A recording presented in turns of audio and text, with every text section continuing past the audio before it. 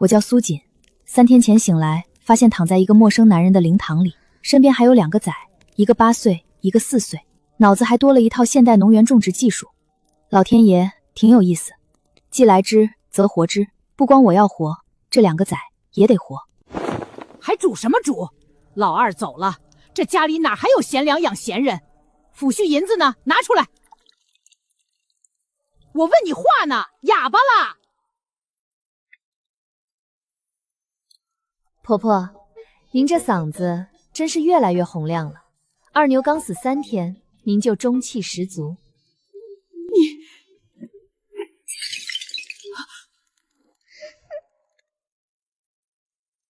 银子，二牛的抚恤银，那是我崽的买命钱。您要，可以，先把我剁了。不许欺负我娘！听见没？摔碗了，真摔了！这苏氏，男人刚死就敢跟婆婆叫板，以前可不是这样的。以前是3棍子打不出一个屁，现在邪了门了。我听说他3天没怎么吃东西了，饿疯了也说不定。崽，往后站，拿跟奶奶说几句话。婆婆，我敬您是长辈，丑话说前头，这个家谁动我崽，我跟谁拼命。您是我长辈，也不例外。娘，饿。乖，张嘴。娘做的可香了。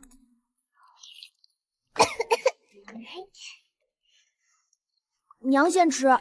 娘喝过了，剩下的你帮娘喝完，不然倒了可惜。倒是个疼孩子的，我家那口子要是有他1半疼崽，我也不会天天跟他吵。哎，我也是为你们好。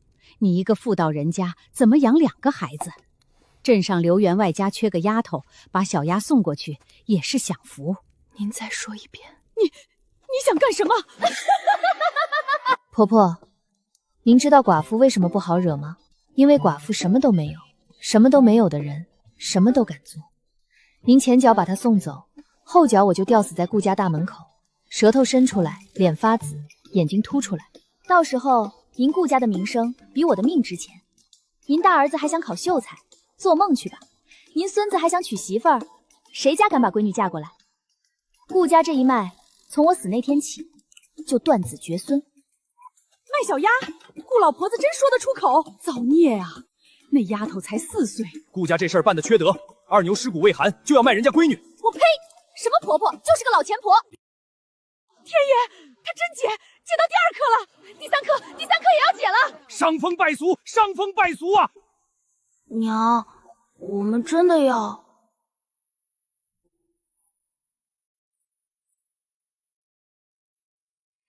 崽，今天娘要演一出戏，你带着妹妹看娘怎么收拾他们。娘要打坏人吗？娘今天不当女将军，娘今天当疯婆子。想通了，小丫什么时候送过去？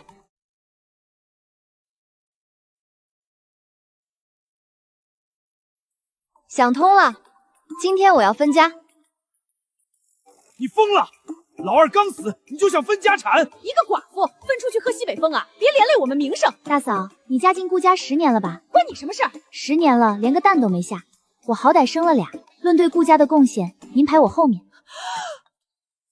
再废话，我连你一起打！苏氏，你别不识好歹，二弟名下只有1亩3分地，哪来的2亩？村委那屋早塌了半边，根本不能住人。你要分家，行，那屋归你，地没有。大伯，你说完了？来了！昨天摔碗，今天系麻绳，这苏氏又要闹哪出？听说要分家，寡妇分家，闻所未闻。顾家祖祖辈辈没出过这种事儿，丢人。你们不知道吧？昨天顾老婆子要卖小鸭，苏氏当场伸老说要去吊死。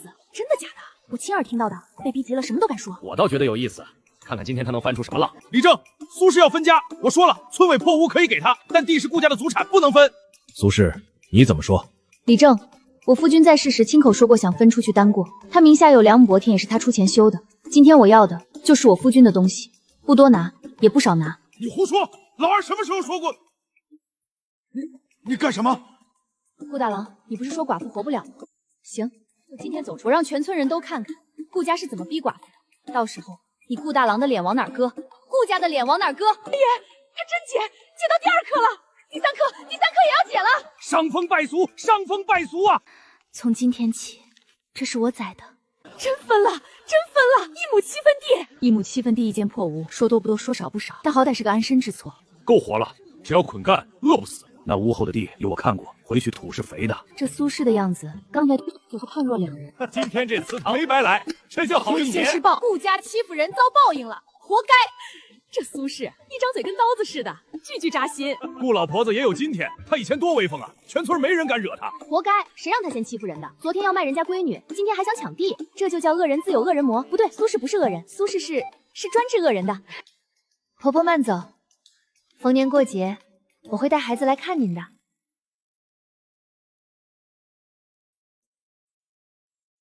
刘婶，扶我一把，腿软，刚才差点吓死我自己。扣子解到第3课的时候，我真怕没人拦。要是李章不喊停，我第4课解还是不解？你呀，走，回去跟我当家的说，今天祠堂这事儿够说1年的。这苏轼是个人物，以后他要是有什么生意，我第一个捧场。敢在祠堂脱衣服的女人，做生意肯定也上当。新竹村出只是福的是祸，风有风的好坏。我倒是觉得咱们村就缺这么个人。锦娘，你这疯娘子的名声，怕是洗不掉了。洗不掉才好，洗掉了，坏人又该来了。娘，什么是文书？就是官家认的凭证，有了这个，谁也不能抢咱们的地。娘，你今天又疯了。仔，记住，跟坏人讲道理没用的时候，就比他们更疯，疯到他们怕，你就赢了。第一步迈出去了，让那些摇头的人变成点头的人。娘，这里能住吗？能，这土是肥的。仔，帮娘捡石子，屋顶的洞，明天娘去借梯子自己补。丫丫也帮娘。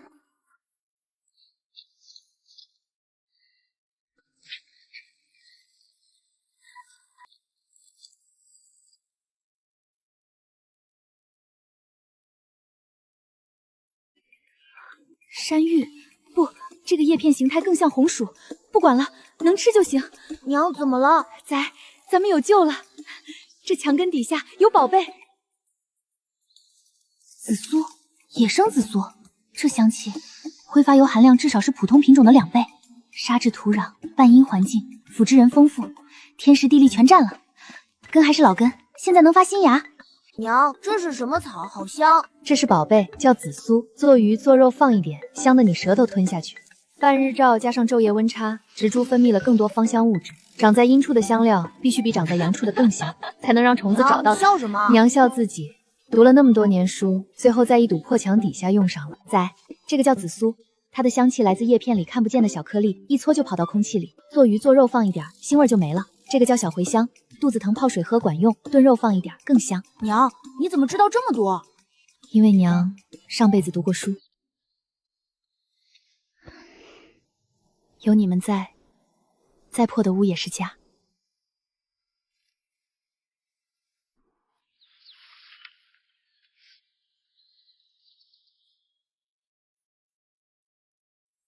山芋填饱肚子，香料卖出好价钱。2条腿走路稳当。娘，你又疯了？不是疯，是高兴。仔，咱们的好日子要来了。仔，咱们不拔了，这些草比菜值钱。草草，你们要好好长大，丫丫给你们浇水。以后这就是咱们的香料田，不能采，不能拔。那苏轼抱着孩子又哭又笑的疯疯癫癫。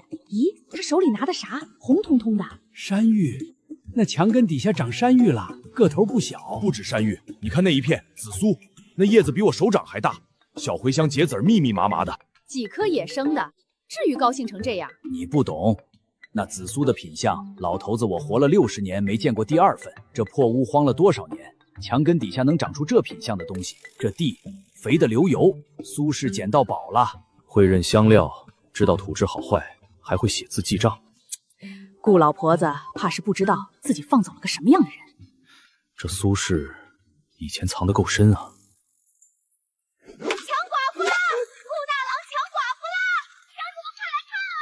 玉，不，这个叶片形态更像红薯，但这藤是从外面钻进来的。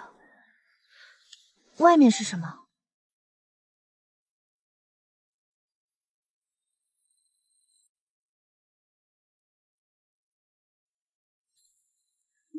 跟院墙里那节新藤是同一批品种。从院墙到这里，枯藤覆盖的范围大约有7分地。天意，我正愁1亩7分地拿什么种，7分地的粮食就铺在眼前。新品种没人认识，所以没人抢。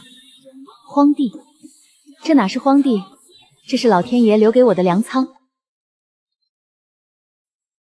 娘，我不饿，你喝。丫丫也不饿。娘喝过了，剩下的你帮娘喝完。不能让仔看见，撑住。苏轼，开门！听说你院后种出了东西，那是顾家祖宅的地界长的，得分我们一半。大伯，分家文书上写的清楚，院后1亩7分地归我。地归你，地底下长的可没写。那山芋是从顾家地里窜过来的根儿。哦，从顾家地里窜来的，那请大伯指出来是从哪块地窜来的，窜了多长，窜过来多少根？反正就是。大伯，大伯，你知道寡妇为什么不好惹吗？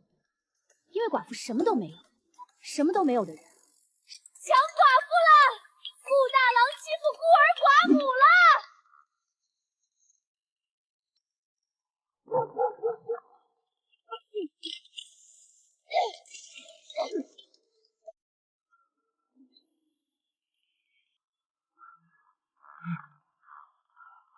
大伯，还抢吗？不抢了，不抢了！哼，再有下一次，绝不放过你！锦娘，你刚才……刘婶，扶我一把，腿软，追了3圈，累死我了。他要是再跑1圈，我就先倒下了。这苏轼拿扁担追着顾大牢绕村3圈，我活这么大没见过。顾大牢平时多横啊，今天被一个女人追得跟兔子似的。这苏轼惹不起，惹不起！祠堂里、村道上敢追着人打，顾家踢到铁板了。可不是嘛，打得好好。就是，要我说，顾大郎活该，人家孤儿寡母好不容易种出点东西，他来抢，不要脸。苏轼这是护崽护食，谁敢动他的东西，他真敢拼命。我以前瞧不上他，今天服了，咱们村就缺这么个狠人。你呀，全村人都看见了，你疯婆子的名声怕是洗不掉了。洗不掉才好，洗掉了，坏人又该来了。娘，你又疯了。仔，娘今天教你一个道理，有人抢你东西，打不过也要追，追到他怕，追到他再也不敢来。我记住了。今天刚做的，给孩子吃。刘婶，别墨迹，你一个人带2个孩子不容易，以后有啥难处开口。第一批山芋快能收了，香料。娘，我们去哪儿？进城卖宝贝，卖了钱给丫丫买糖人儿。糖人。娘，我能背1个背篓，你背这个，能背重的。我能背更多。行，下次多背点，今天先这些。天刚蒙蒙亮，趁着没人，早些赶到县城。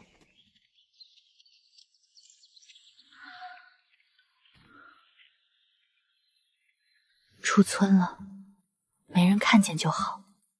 娘，爸。丫丫，哥背你。小呀嘛，小二郎，背着书包上学堂。不能哭，孩子在前面。到了县城，先找最大的酒楼。香料这东西，普通人家用不起，得找有钱的主顾。就这家，门面大，进去的客人穿绸衫，消费得起。就是现在，进去。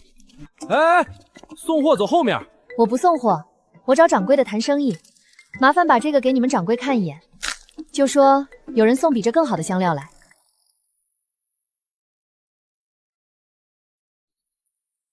你是青竹村苏锦，种香料的。山芋我见多了，你这有什么特别的？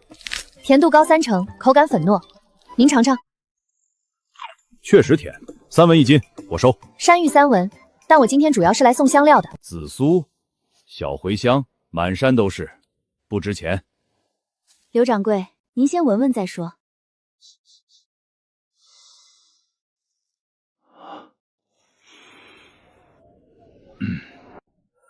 这紫苏的香气怎么这么浓？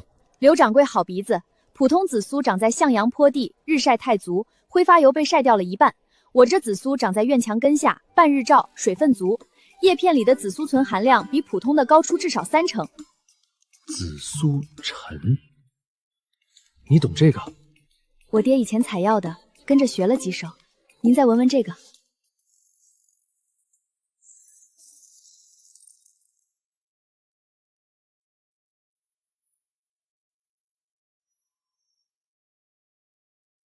紫苏叶25文一斤，小茴香籽50文一斤，有多少要多少。55文，够了，成交。但我有一个条件。说。以后我的香料优先供悦来楼，但价格随行即市，不能压价。咱们签个简单的契。苏娘子，你一个种地的，比我还会做生意。行，取纸笔来。从今天起，我的香料有主了。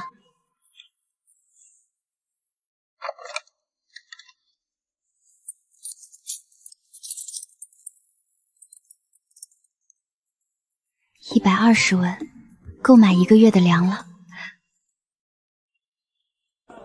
先去买米，10斤米30文，剩下的铜钱还得留一些。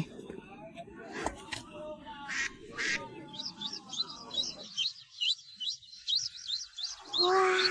鸭苗3文一只，20只就是60文。香料田的边角料，紫苏、老叶、小茴香干子，正好喂鸭子。鸭粪肥田，鸭蛋、腌蛋、咸蛋，鸭子卖肉，这笔账划算。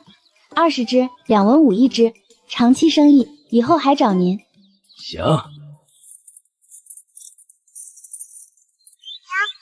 这叫小鸭子，以后你帮娘喂好不好？好。要10斤米，120文，50文鸭苗，30文米，剩40文。娘要买糖人。你怎么知道娘要买糖人？因为娘上次答应了，丫丫记得。我自己都忘了，她却一直记着。对，娘答应了，今天不光买糖人，还买肉，给你们补补。娘肉贵，省着点吧，我不馋。听说了吗？苏氏昨天进城，香料卖了好几十文一斤，几十文！我家男人扛1个月活才200文，谁知道真的假的？他自己说的。悦来楼的伙计传出来的，说他们掌柜亲自尝的，当场拍板。紫苏25文，小茴香50文，50文！他那个香料怎么种的？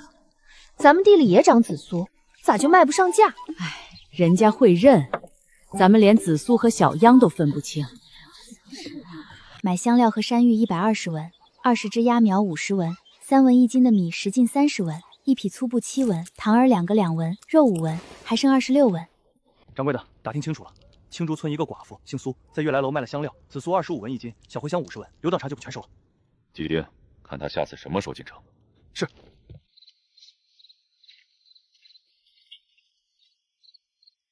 第一批货出手了，下一批香料半个月后能收，鸭子3个月后下蛋，一切都在正轨上。仔，娘今天给你起个大名，你叫顾望安。望是盼望的望，安是平安的安。小鸭也有，你叫顾念安，念是念念不忘的念，安是望安的安。顾念安，顾望安，顾念安，娘这辈子就是望你们念你们，只求安安稳稳的。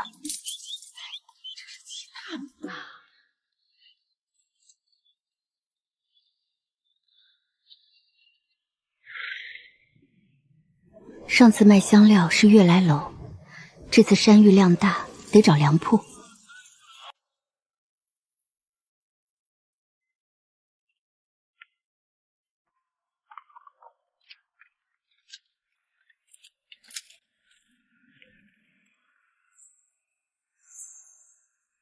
去，讨饭去别处。我不是讨饭，我有东西想请掌柜的看看。山芋，我当什么宝贝？这玩意儿满大街都是。去别家卖，我们这儿不收。收不收，你说了不算。叫你家掌柜出来。什么事儿？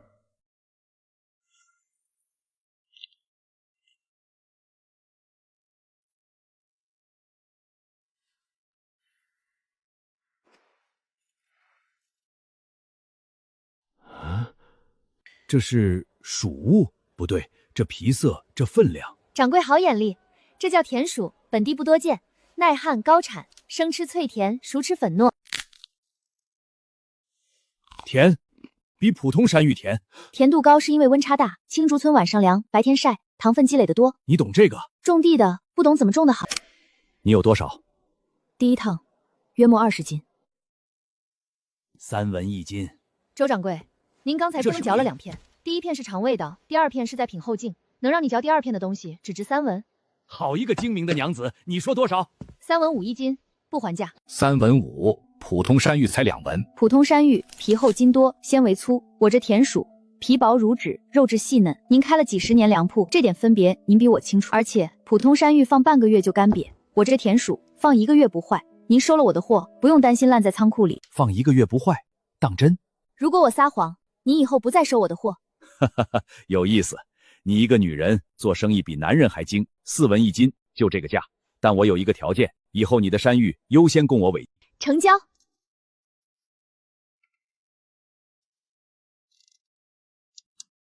掌柜的，我来。你去搬筐。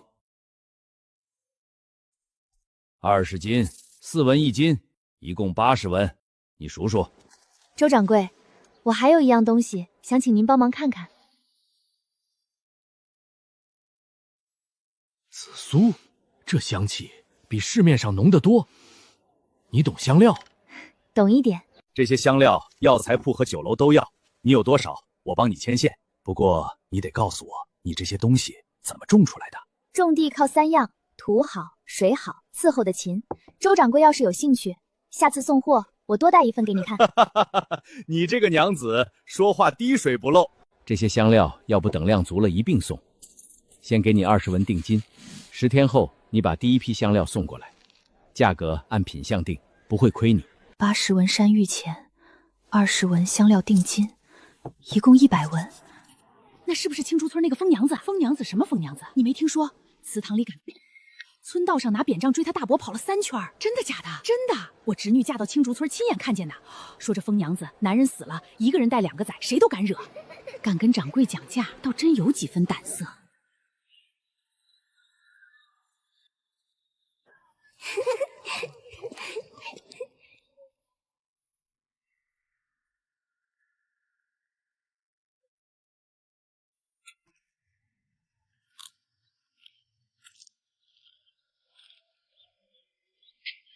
掌柜的，打听清楚了，青竹村一个寡妇姓苏，今天在周至卖了田鼠，又签了香料定金。周掌柜亲自谈的价，听伙计说1斤给了4文，比市价高。一个寡妇从青竹村到县城，跟周志谈下生意，去查查他还有什么人，家里有多少地，种的什么东西，卖给谁了，是一样一样查清楚。山芋卖出去了，香料定金拿到了，鸭苗长个儿了，一切都在正轨上。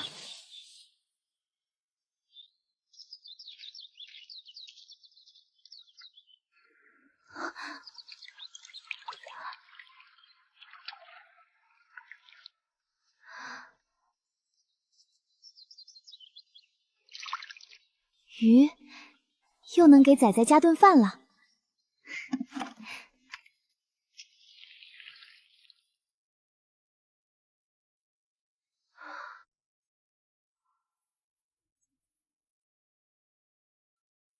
上有顾大郎的地。锦娘，溪水断了，我早上去打水，一滴都没有。我知道了，上游被人劫了。谁干的？顾大郎。娘，草草渴了。娘知道，娘去给草草找水。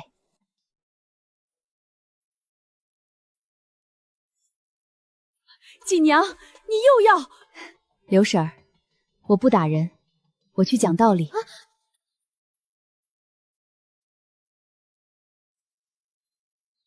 快走快走！苏轼提着扁担去找顾大郎说沏水的事儿了。沏水断了，我家菜地也浇不了，咱们去问问情况。顾大郎这回怕是要好好解释一下了。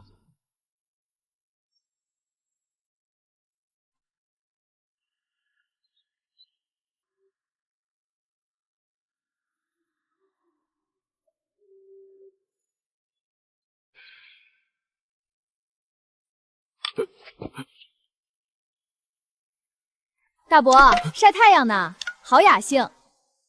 这是你垒的？我的地，我垒个坝怎么了？水从我地头上过就是我的，我想截就截。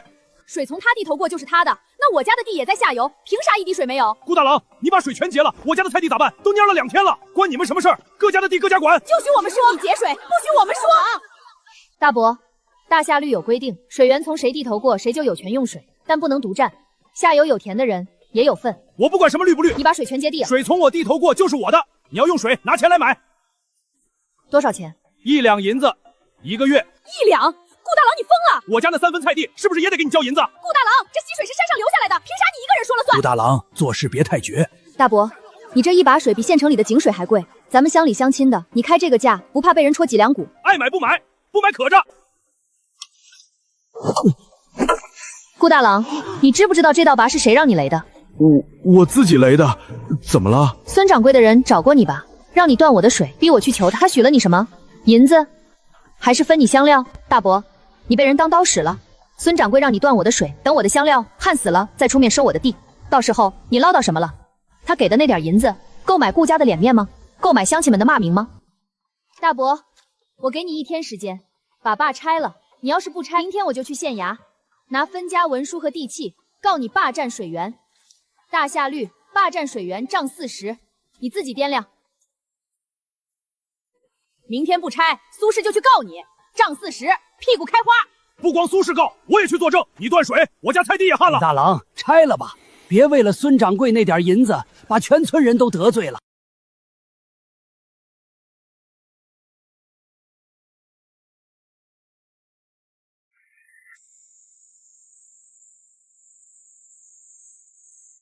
苏娘子，水来了，我家菜地有救了。苏娘子，昨天的事儿多亏你，要不是你去找顾大郎，这水还不知道要断到什么时候。大伯，谢了。我不是怕你，我是怕真吃官司。怕官司就对了，怕官司的人偿命。水，草草有水啦！拆了，拆了。顾大郎这回怎么这么听话？不是听话，是全村人都盯着他。他得罪我一个还能扛，得罪全村人他扛不住。锦娘，你越来越什么？越来越不好惹了。不好惹才对，好惹的人在这世道活不下去。刘奶奶，等我新衣服好看吗？好看。掌柜的，顾大郎把坝拆了，苏轼去找了扛不住，第2天就拆了。好，水源这条路走不通了，行，换一条买。跟张掌柜打个招呼，去。苏锦的生意，孙家不做，让他也别做。她不过一个农村寡妇，您为何？他的紫苏比咱们供了20年的货还香，刘掌柜在收，再让他卖1年，咱们在云水县的香料生意就可以关门了。水回来了，香料保住了，但孙掌柜不会只出这一招，下一招会是什么？锦娘，不好啦！第一批卖了100文，这一批产量至少翻3倍，香料也快能收第2耙了。按这个势头，年底能攒够修屋顶的钱。锦娘，你听说了吗？听说什么？县城那边传过来的话，说你的田华是用妖法催熟的，说你一个寡妇哪来这么好的货，肯定是用了什么见不得人的法子。这话是从哪儿传出来的？听周掌柜铺子里的伙计说，是孙记粮铺那边放的话。孙掌柜终于出手了，第一招坏我名声。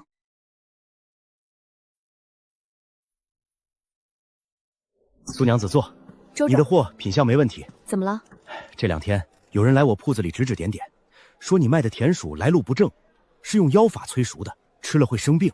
我知道是胡说，但老百姓信这个，他们不懂什么品相不品相，听风就是雨。有几个老主顾来问我，你那田鼠是不是青竹村那个寡妇种的？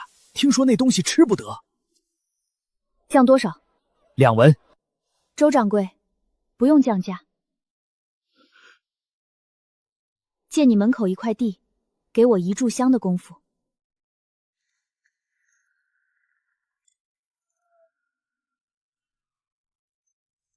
各位乡亲，路过的大爷大娘，耽误大伙一会儿功夫。这谁呀？摆了这么多东西？哎，是不是那个疯娘子？好像是青竹村那个祠堂里衣服的那个就是他。这山芋个头不小，怎么卖的？先不卖，先请大家看个东西。哎呀，生的直接就啃，生吃不怕拉肚子。有没有人想尝尝？生吃，甜的。我苏锦第一个吃，第一个尝。要是有病，我第一个得。甜的，脆的，比地里的萝卜还脆。这是我闺女在吃的。我苏锦是个寡妇，带2个孩子就靠这点地活命。我要是用妖法，我第一个毒死我自己。我再毒，也毒不到自己的崽。倒也是，谁会拿自己孩子试毒？各位再闻闻这个紫苏，我从山里一颗颗找来的，没用过1粒肥料，香不香？鼻子不会骗人。紫苏香，比我菜园子里种的那个香多了。好品相，这个品相，悦来楼的刘掌柜见了也得收。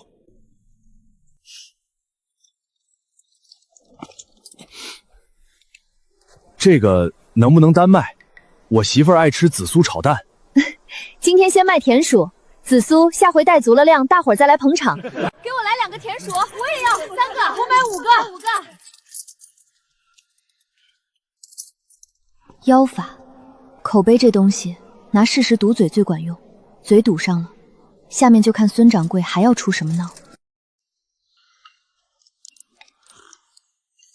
哎，掌柜的，那女子她那甜薯当街生吃，还让她侄儿跟着吃，围观的人立马就信了，现在抢着买。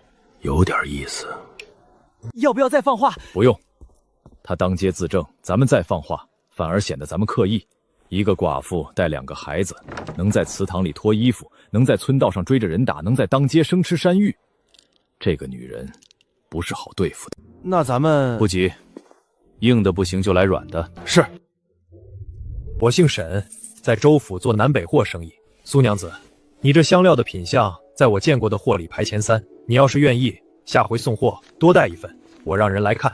沈老板做南北货，见过的香料比我吃过的盐都多，能得沈老板一句品相好，我今天这趟没白来。好，苏娘子爽快。沈老板，州府，这是今天意外的收获，但孙掌柜不会就这么算了，他不动声色才是最可怕的。走吧，回家。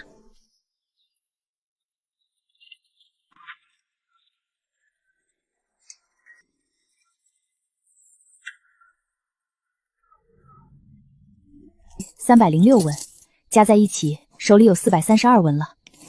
买米买油置办家用，又花去100文。修屋顶的钱已经攒了快1半了。这个字念甜，咱家有3块甜：香料甜、山芋甜、鸭糖甜。丫丫也有1块甜。你哪来的甜？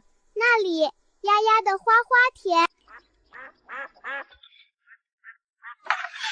锦娘，锦娘，出事了！怎么了？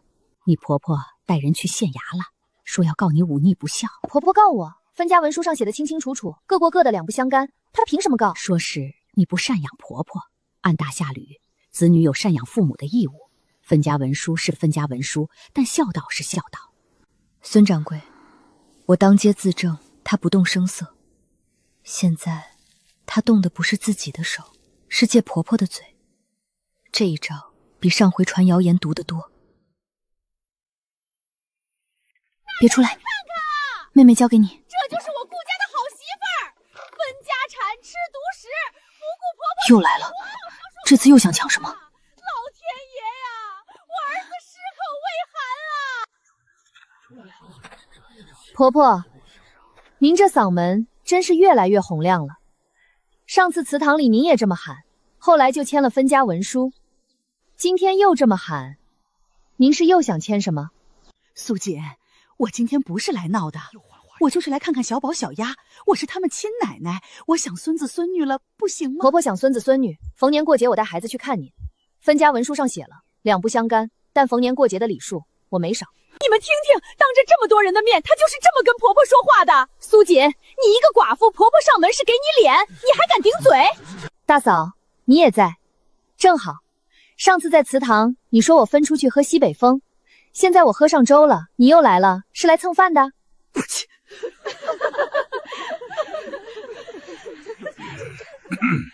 我今天就要看。婆婆，您今天看不了。你拦我？你凭什么拦我？那是我顾家的种。分家文书上写了，划破村为老屋一间，屋后薄田1亩7成，归苏氏及其子女名下，永为私产。这屋是我的，你要进我的屋，得我点头。我不点头，您就是私闯民宅。大夏律，私闯民宅，杖20。谁踏进这扇门，我就砍谁。苏氏，你把刀放下！我苏锦，男人死了，家被分了，就剩这2个崽和这间破屋。谁动我的崽，我豁出这条命。婆婆，您知道的，寡妇什么都不怕，因为什么都没有，什么都没有的人，什么都敢做。顾张氏，分家文书上写了各过各的，两不相干。文书是我亲手写的，手印是你儿子顾大郎亲手摁的。你今天带人闯门，她是我儿媳妇儿，我进我儿媳妇的门，天经地义。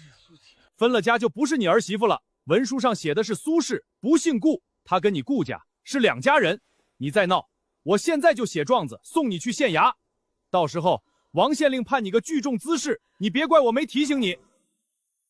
还有你刘氏，分家的文书你也画了押的，跟着来闹，你是想挨板子？顾老婆子，人家孤儿寡母的，你这是要逼死人啊！上次抢山芋，这次抢孩子，顾家就没别的本事了。苏娘子，拿刀护崽，我服。就是没错。苏氏，你把刀收起来，顾家的人我看着他们走。顾张氏，你在这儿多站一息，明日村里传的话就多一句说你逼孤儿寡母的话，你自己掂量。好，你们都被他骗了。你以为有李正护着就没事了？县衙里我也有人。苏氏，你收刀吧。你婆婆说县衙有人，未必是假话，你当心些。县衙有人，是她自己的话，还是有人帮她准备好的话？孙掌柜，你在暗处，婆婆在明处，你借她的嘴告我忤逆。下一步，该是在公堂上等我吧。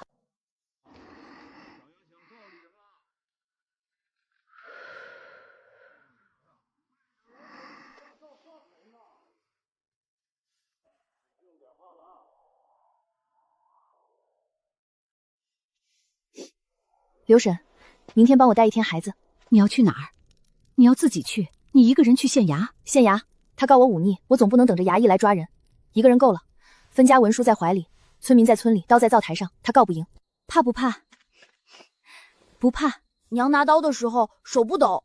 崽，娘拿刀不是要砍人，是让坏人知道娘什么都不怕。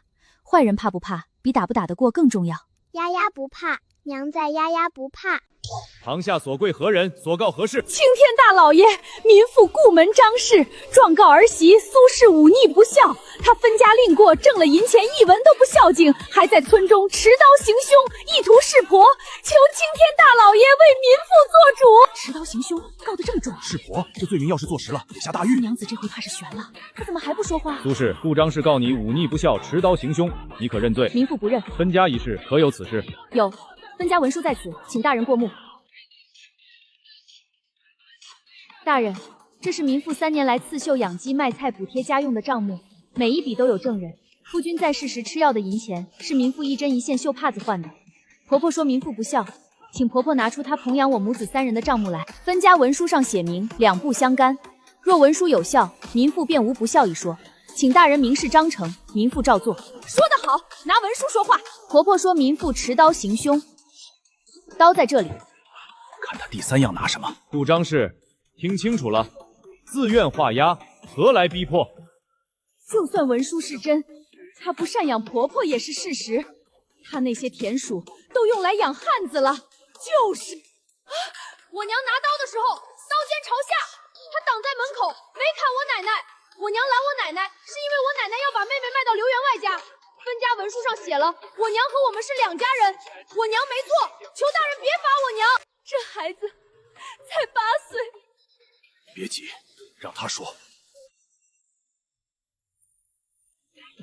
这娃在窗外背书的时候，我就说了，这母子不简单。肃静！顾张氏，分家文书为真，你想把孙女卖到刘员外家，可有此事？你带人闯入苏氏家中，欲抢夺子女，可有此事？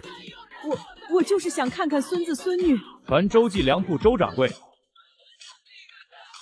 周掌柜，苏氏可曾向你售卖甜有及香料？回大人，苏娘子与草民签有契约，紫苏及小茴香若干，货款共100文。她可有提到过婆婆及故？草民问过苏娘子，家中还有何人？她说，就她和2个孩子。顾张氏，你还有什么话说？大人，民妇是被人唆使的。何人唆使？是县城孙继找到我大儿子顾大郎，说只要把苏锦的待不下去，就给我们5两银子。民妇鬼迷心窍。孙掌柜，是孙掌柜！先是抢地，再是放谣言，现在又唆使人告状，他妈的！我就说顾老婆子平时精得很，怎么突然又来闹？原来后面有人。不叫的狗才咬人，孙掌柜，好一个孙掌柜！本案查明，苏氏无罪，顾张氏念你年老，且系受人唆使，掌嘴时下，以儆效尤。孙记粮铺孙掌柜涉嫌唆使他人诬告扰乱公堂，本县改日传讯，退堂。谢大人。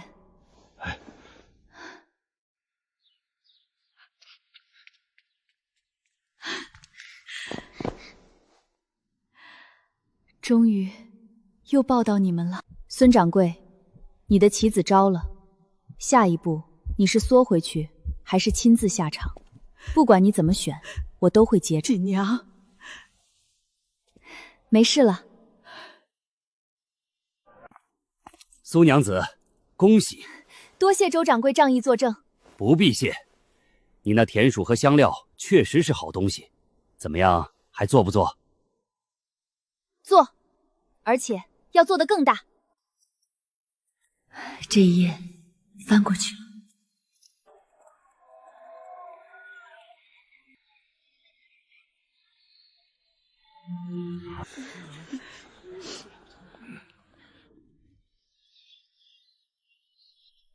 夜斑病，真菌性，在我的时代多菌离一喷就好，可这里没有，没有药，没有喷雾器，什么都没有。孢子已经扩散了，如果不控制，整片田都会传染。这一茬山芋全毁。草木灰碱性，能抑菌；石灰更强，但会烧根；苦苓叶有杀菌驱虫的效果。这3样东西我都有，但没有经过配比试验，直接往田里用，是治病还是烧苗，谁也不知道。天亮就去配，先试1小片，死马当活马医。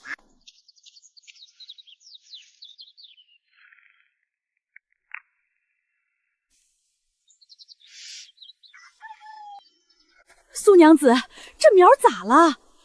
是病，会传染。这片也黄了，昨天还没这么多，这茬还能收吗？给我半天时间。火温，这是火温。我小时候见过这种，老辈人说是火温，一株染上，整片田都跑不掉。我爹那年种的山芋，火温一来，10亩地收了不到2亩。赵婆，那怎么办？老辈人没法子，只能等它烂完。赵婆，老辈人没法子，是因为不知道这病是怎么来的。我知道，给我半天。锦娘，你这是药，3份配方，石灰比例不一样。第1份石灰最少，第3份最多。先看2天。第2组配比：草木灰2份，石灰1份，苦面汁调成糊，涂病叶正反面，不烧苗，能抑菌。走，下田。叶子不疼，叶子不疼，药抹完药就好啦。我平常在抖音精选看漫剧，漫剧千万，哪里最好看？抖音精选 APP， 海量爆款，天天更，想看就看，想听就听，还可以定时。像我这种喜欢听书睡觉的人，再也不怕醒来手机没电了。你们有时间可以去看看。好。新芽活过来了。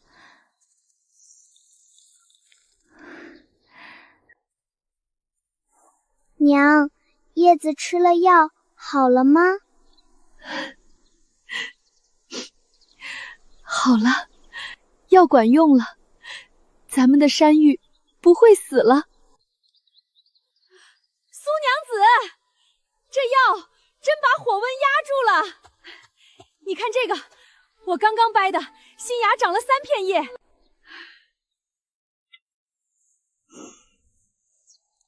我爹那10亩地，当年要有这个药，病害控制住了，但这一茬产量肯定受影响。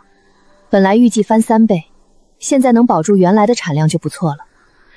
鸡蛋不能放在一个篮子上，单看山芋，一场病害就能要命。香料高端货，利润高，但周期长，风险集中。田鼠走量，但价格低，怕病害。鸭蛋短周期，1个月就能产蛋，腌好了能放半年。3条腿走路，1条腿瘸了，另外2条还能撑着。仔，走，回家。明天开始，咱们不光种地，还养鸭，不光养鸭，还腌蛋。娘，你又要搞新东西了？对，娘这一次要把篮子编大一点。田鼠20斤，香料5斤，按上次的价，一共130文。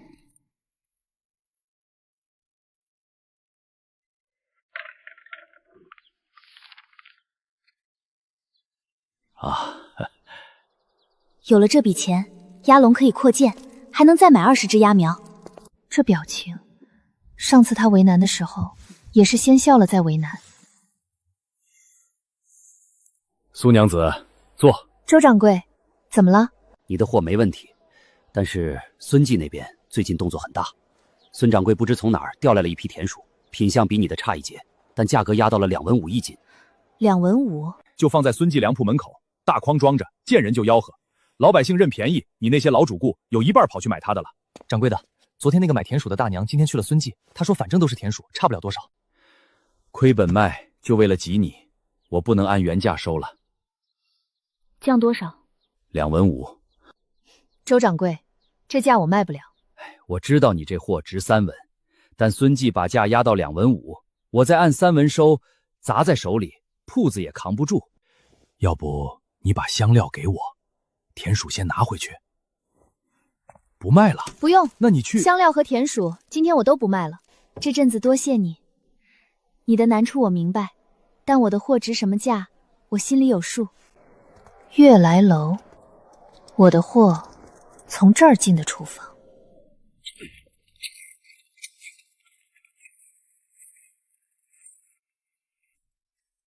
哎，送货走后面。我不送货，我找你们掌柜谈生意。掌柜的忙，你改天把这个给你们掌柜看一眼，就说青竹村苏锦有比孙记更好的货。掌柜的，外面有人找。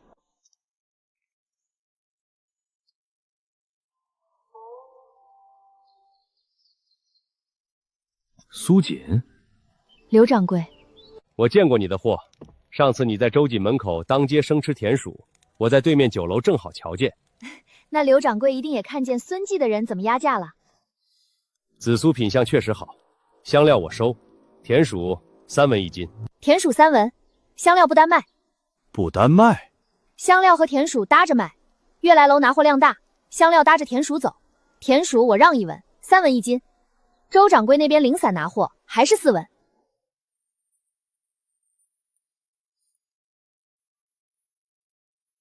行，你这些货我全要了。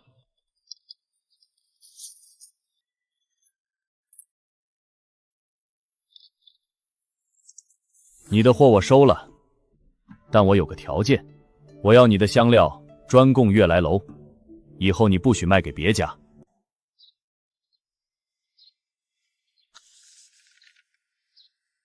若供货品质不达买方标准，卖方需赔偿买方10倍货款。刘掌柜，这品质不达买方标准，谁来定？自然是我悦来楼的后厨师傅定。也就是说，你觉得不好，随时可以让我赔10倍货款。生意嘛，总得有个保障。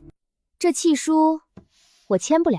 整个县城除了我悦来楼，没人能给你这个价。价格好，也得有命赚。刘掌柜，我也有一个条件，你听听。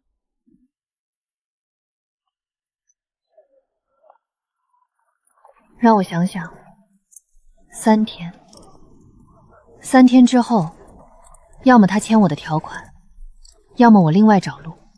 甜薯，又大又甜的甜薯，2文5一斤。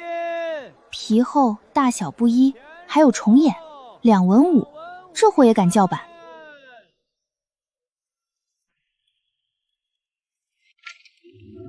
那婆娘又去悦来楼了，刘掌柜能压住她吗？刘掌柜是个生意人，生意人讲条件，讲条件的就有缝。去查查，他跟刘掌柜签了什么契？签了就按契书走，没签就帮他签。帮他签？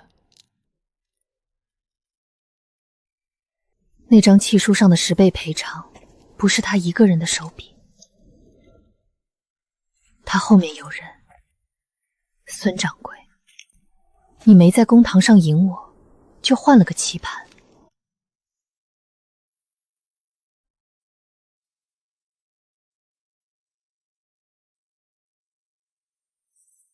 这条款写的硬气，倒不像个村妇想的。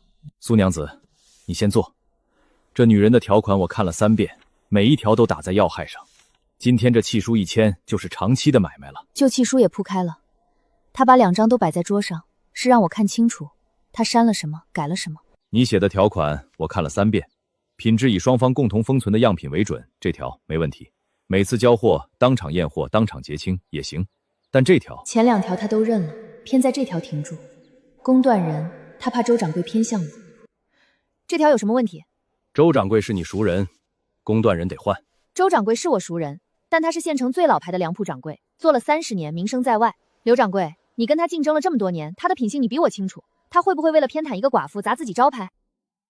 好，这条不改，10倍赔偿删了，封样验货公断都写上。这女人的方案挑不出毛病。这是这批货的样品，请刘掌柜封存。样品封存，当场验货，争议公断都写上。样品入罐，品相就锁死了，以后每一批货都跟着罐子里的比。蜡封落下去，品质就锁在罐子里了，这是站得住的凭证。只因落下去，这张契书就站住了，贴在心口，跟分家文书一样。这张纸是我站着的底气。第1批货已经送来了，以后每半个月送1次。香料5斤，甜熟是收成而定。行，苏娘子，你这女人要是肯来悦来楼做个管事，我1年给你开20两银子。谢刘掌柜看得起，但我的地长在青竹村，我到别的地方种不出那种品相。10倍赔偿没了，品质标准封在样品罐里。这张契书站得住，那扇窗有人在看。契签成了，他赢了这一局，但来日方长。不必对视，他知道我签了，我知道他在看。掌柜的，那婆娘跟悦来楼签了契，我刚才去打听，她连样品都封在罐子里了。刘掌柜删了10倍赔偿那条。样品封罐，10倍赔偿删除，每一步都走得滴水不漏。锦娘，怎么样？签了，半个月送1次货，当场验货，当场结清。签了。悦来楼那个刘掌柜，我听说他可不是好相与的。刘掌柜和契书贴在心口，这份踏实是我自己挣来的。10倍赔偿那条给我删了。10倍赔偿？天爷，这要是没看出来，以后他随便找个由头就能坑你。封了样品，他把样品封在罐子里，蜡封的，以后每一批货都跟样品比，他做不了手脚。那罐子里就是咱们这茬的紫苏和小茴香，品相摆在那儿，他以后验货对样品，咱们的品相只会比样品好，不会比样品差。这契书是拿品相死磕出来的。锦娘，你这脑子种地可惜了。回家喂鸭子。回家了，看着俩孩子，心才落定。但这4个字，笔墨重的不寻常。刘掌柜的手不该这么重，这一笔重的不寻常。是谁在刘掌柜旁边又多描了一下？透光一看，一目了然。这4个字的墨色不是同一个人写下的，一笔拐弯的地方院开了，是写字的人顿了一下，改了主意又描了一笔。他一字没改坏，反而把条款修得更紧。这不是放过我，是在品控上先让一步，下一步他会在别的地方找补。娘，你在看什么？看字。仔，以后你读书多了，也要看得懂字，字里有东西。字里有东西？娘说的话我还不太懂。茶凉了，今天的事都在老夫眼里。明天不用备车了，不去了。您不是要去的？他跟刘掌柜签了长期契。我现在去村里压他，反而让刘掌柜知道我急。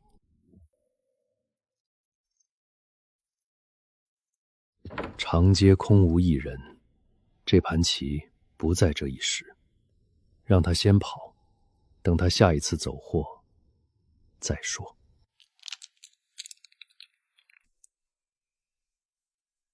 倒是有些意思，难缠。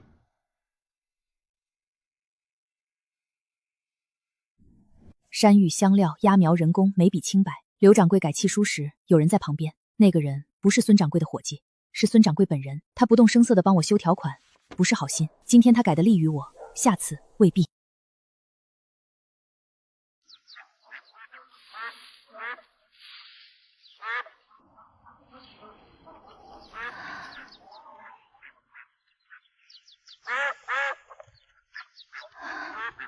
还带着体温呢。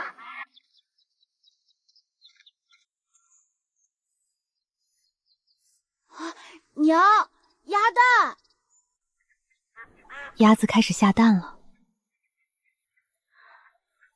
鲜鸭蛋卖不上价，集市上3文2个，去掉运费不划算。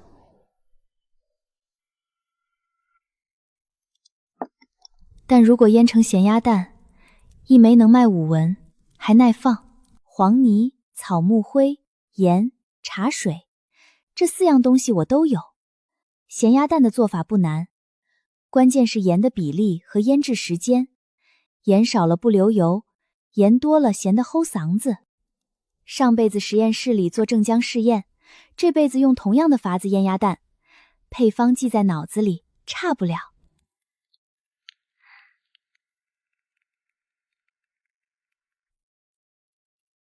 细得像面粉。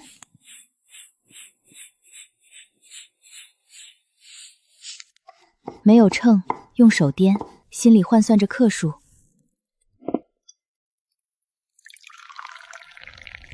3份配方，盐多盐少，半月后见分晓。2、3。锦娘，你这是腌蛋？刘婶儿，咸鸭蛋。这泥糊还不一样，盐的比例不一样。第1碗盐最多，第2碗适中，第3碗最少。过半个月打开看，哪个最流油，哪个最咸淡正好，以后就按哪个配方来。苏娘子，你这是在腌蛋？这蛋新鲜，腌出来蛋黄能流油？流不流油得看盐多盐少，盐多了流油但齁嗓子，盐少了不流油，中间那个度得试。我年轻时候腌过，老法子，黄迷或盐，没加草木灰。你这加草木灰是哪儿学来的？自己琢磨的。草木灰碱性强，能让蛋白更嫩，蛋黄更容易出油，就是比例不好掌握，多了涩嘴。等半个月，半个月之后打开就知道了。半个月了，该开了。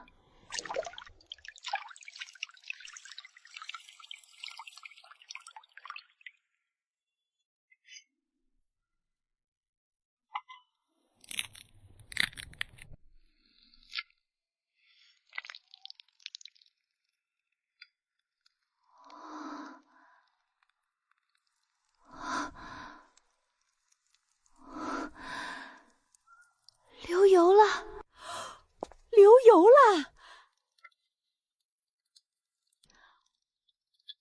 锦娘，这个油香哇！让我看看，天爷，这蛋黄流得跟蜜似的。娘，这个好吃，比糖人还好吃。娘，这个卖的比田鼠贵吧？对，这个卖的贵。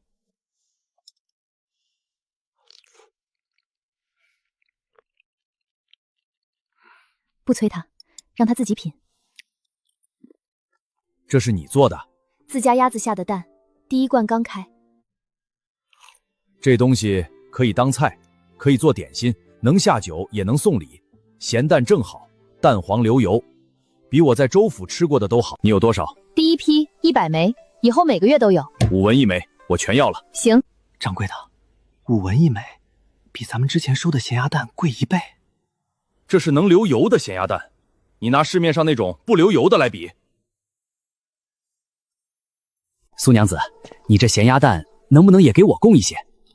我不跟悦来楼抢高端生意，我走粮油铺的渠道卖给普通百姓，包装分开。悦来楼走精品，我走亲民。可以，但我1个月只能供300枚，悦来楼100枚，你这边200枚，鸭蛋产量有限，多了我供不上。成，200枚够了。